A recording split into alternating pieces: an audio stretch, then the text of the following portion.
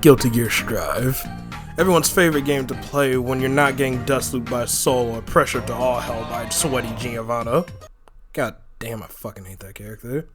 With Season Passes 1 already done, and the promise of more DLC characters in the future, I figured it'd just be fun to go back and review all the characters that we have at this point, from your Goldlewises, to your Jackos, to the titty bait.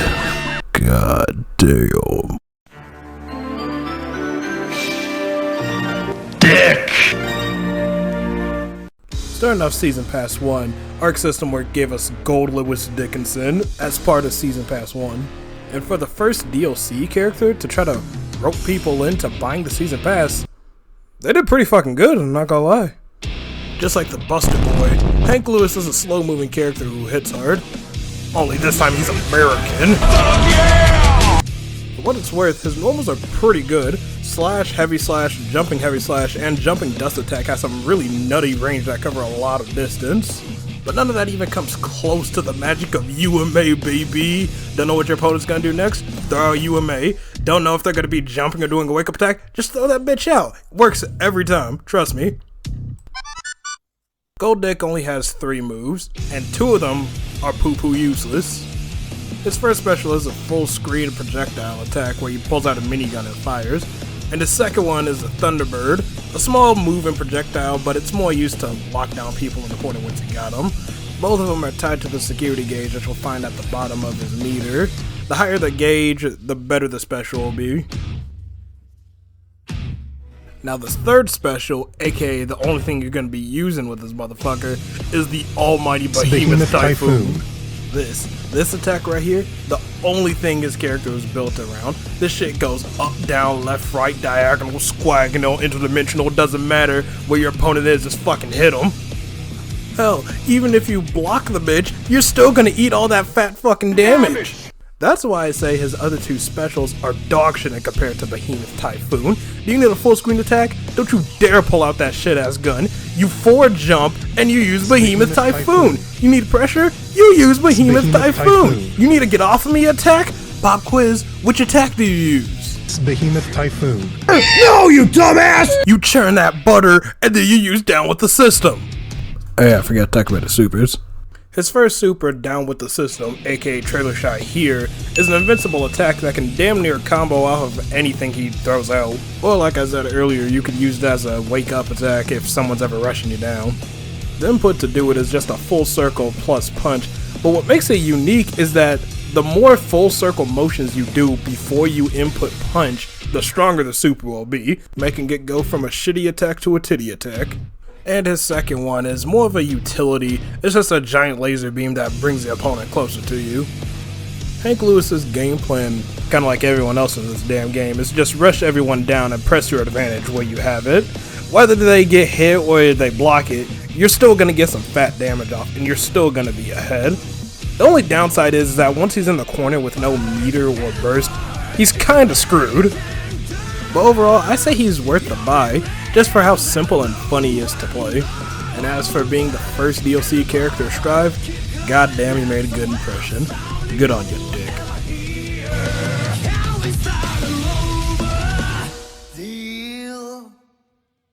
I was like, damn nigga, what you doing out here with all this ass? Double cheeked up on a Thursday afternoon, hella ass, the sun is still out, my nigga. And so I'm just gonna be straight up honest and cut straight to the point. Jacko's dog shit. This isn't me being like, haha, XD funny. I'm being like 100% serious right now. Let me save you a few dollars and telling you, you don't have to get Jacko. You'd better off playing Ramlethal or Zato. But let me go ahead and explain why. Jacko was first introduced in Guilty Gear Revelator, and Revelator compared to Strive is a slow ass game, and Jacko was built around that slow ass game in mind. For the most part, her game plan was to place down the little minion huts, and those would passively spawn the little goblins that come out. The longer they were out alive for the round, the stronger and the faster they would become, so Jacko would have to protect her little minions. This all works because that's how Revelator was built. Now when trying to translate that over to Guilty Gear Strive, which is supposed to be the most simplistic version of Guilty Gear there is, stripping almost all the returning characters down to their basics, Jacko is just one of those characters that doesn't work. Her normals are fine, her overdrive supers are also fine, but her main gimmick being the minions, trying to even bother with those will end up getting you killed more often than not. Instead of placing the little huts down, Jacko now just straight up grabs the little bastard out of thin air. She can summon up to 3 other clones, but they're tied to the little meter down at the bottom of her screen. They can then either choose to attack, parry, or explode, which is also tied to the meter. This isn't all too bad because Zato has to deal with the exact same situations, but the main difference between the both of them is that with or without her main external source of pressure, Jacko is still bad. Example, if Zato ends up spamming too many moves with Eddie, or he gets hit too many times, he goes on cooldown until the meter is filled up again, and by himself, Zato is still really good. He still has all the tools to either rush you down or stall long enough until Eddie comes back. Now, if that same situation happens to Jacko, which will happen a lot, she has no other options but to run away or block a punch with her face. Overall, I would not recommend getting Jacko. Dog, what'd I tell you about barking? Hey, stay, motherfucker! Okay. Overall, I would not recommend getting Jacko. She just has too many negatives and not enough positives. I know I didn't go too much into detail, but that's just because there's not enough to talk about with her. She's honestly pretty boring, and one of those characters that when you play you go, oh, I see why like 5 people play her online. But if you want to get her, just stare at that ass, go ahead, be my guest. And now, hi, I'm Derek Bum. Say goodbye to daily stains and dirty surfaces with new kitchen gun. Alright, enough about Jacko. Let's get back to the fun shit. Just you, your opponent, a gun, and... Fuck!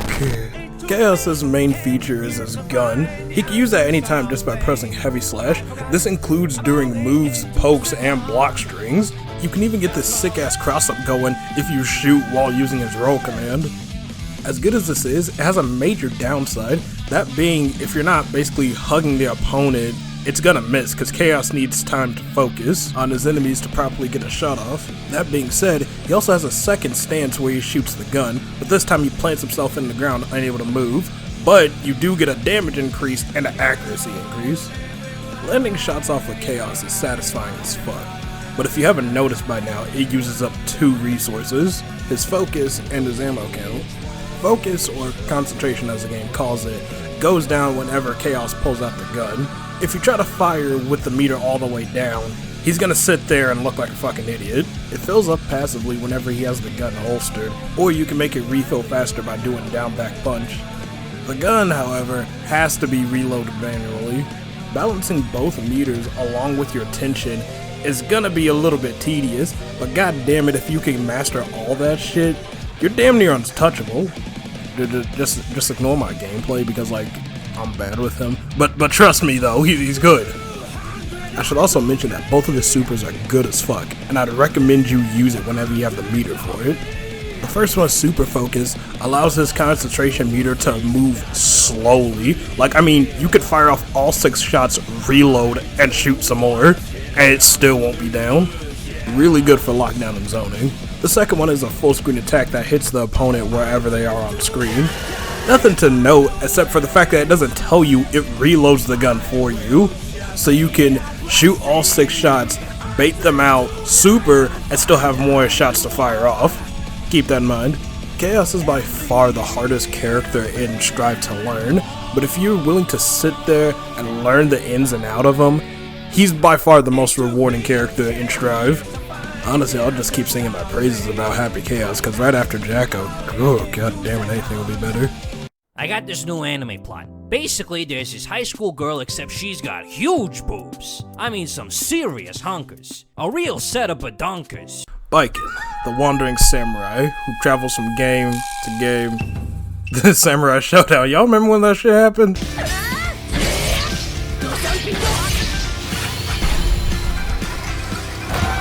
Now back in Guilty Gear Strive with 2 big changes. Oh, fuck. Baiken is a rushdown balance type character with hilariously huge hitboxes. What the fuck? What the fuck was that? Compared to how she was in like Revelator, or hell, even Accent Core, she's still the same. Only this time they gave her a tether, and how the fuck can you even pronounce that?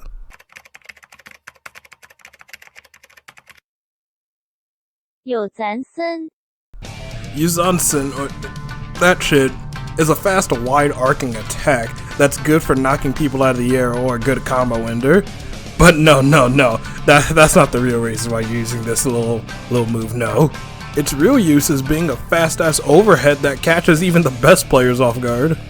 And because this thing's hitbox is fucking ridiculous, if you're quick enough, if you air dash over your opponent and then do it, it'll hit them on the other side. Another addition they gave her is her weird-ass rope gimmick. By doing the slash version of Kabari, or just throwing your opponent, she'll attach a rope to him. Along with this being a tool to further lock down your opponent from playing the game, it also acts like a wall when you combo your opponent because they'll keep bouncing back to you, like a game of human battle ball. Like, I'm seriously surprised that two simple moves that Daisuke decided to give Baiken changes up her gameplay so much, but not to the point where it feels alien. It's just right at home, but it feels like more was added. Not too much, you know what I mean. Along with those two funny buttons, Baiken has her parry all in its magical glory. Then they gave her a fast-ass gun super that's as quick as Ramlethal's little panic explosion. To sum it all up, Baiken's a funny character. Her skill requirement isn't like Happy Chaos high, but it's also not Soul Bad Guy low. It's right there in the middle. If you want to learn the basics of her, you'll still get some free easy wins off, but like any other character, I'd say, learning them in and out, you'll definitely get the most of it. And as a bonus, you get a kick-ass outro for it too.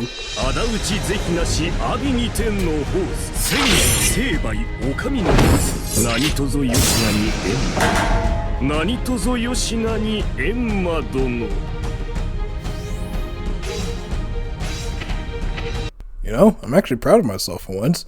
I did a whole review talking about Baiken and didn't mention her fat fucking tit. My pronouns are they and them, not because I'm non-binary, but because I'm literally two niggas. For all these characters, I've tried to remain unbiased toward them all, except Jacko, but now I just want to be completely honest for like a few seconds about Testament. Oh my lord, do you see this design? His fucking voice, the blood scythe is in beautiful HD. I thought I lost him in Accent Core, but now he's here, he's back. Fucking portal overhead, weird ass succubus crow. Fuck, top hat. Okay, the bias is back on. Testament is everyone's favorite he, her, they, them, extra thick, elegant reaper of death. I'm not gonna lie, Testament's the only reason why I bought the season pass in the first place. But in hindsight, I probably could have just, spent $7 to buy Testament without having to buy the entire thing, but, have my money, Daisuke. With him being my main in Accent Core, 4 games went by and I thought I'd never see him again. That is until Papa Daisuke blessed me with my long-forgotten son, spoiled some sick-ass thighs, and a cool-ass dubbed voice. Do try to learn your limits. Compared to how he was in previous games, he's a completely new character in Strive. Gone are his weird-ass invisible tree traps that he used to place down. Now they gave him a stain state mechanic to play around with. When hitting someone with Grim Reaper, or landing Nostrovia his super, he ends up putting this aura around his opponent. Whenever this happens, your next normal attack will cause the opponent to explode, allowing you to extend your combos even further. Alternatively, you could either choose to teleport to your opponent, or to order your succubus crow to attack wherever the heart stopped. And that right there, the attack with the crow, that's going to be your main source of pressure and zoning. Pair this with his big ass normals and free mid-screen high-low mix-ups, and you got a pretty solid character. The only downside to Testament I can think of is that all of his moves are extremely telegraphed and easy to dodge. That and his game plan is flowchart as fuck. Is your opponent standing? Yes. Then do low arbiter sign, blood scythe, crow, rinse repeat until you hear slash. With all things considered, Testament is a really easy character to pick up and play. I mean, like, seriously, dude has like 4 moves, it's kinda hard to fuck up with him. And I definitely recommend giving Daisuke some of your money just so you can play as the Elegant Reaper himself. If I had to make a quick tier list based off of how every character feels for me, it would look like this. Despite this, I do have to say, all of Past 1's characters have been amazing. The returning characters have good changes for better or worse, and the newcomers have some great designs and gameplay that I hope get added into future Guilty Gear titles. Now with Past 2 on the horizon, I hope we get more newcomers to the series, like Batman Jr. over here. Look at her. Come on, Daisuke, please make her playable. But if she's not on the DLC list, then just give me Justice, Bridget, Zappa, Batman, and Answer back. And even if I get just one of these characters back, I'll love it forever. Hey, unscripted me here for a second. I just want to say, if you actually watch this entire thing, first of all, I just gotta say, tell me your name so I can blow you. Also, like, really thank you from the bottom of my heart. You don't know how much that means that you would actually sit down and watch something that I would make, you know? Like, for real. I'm serious about the address shit. Like, let me know.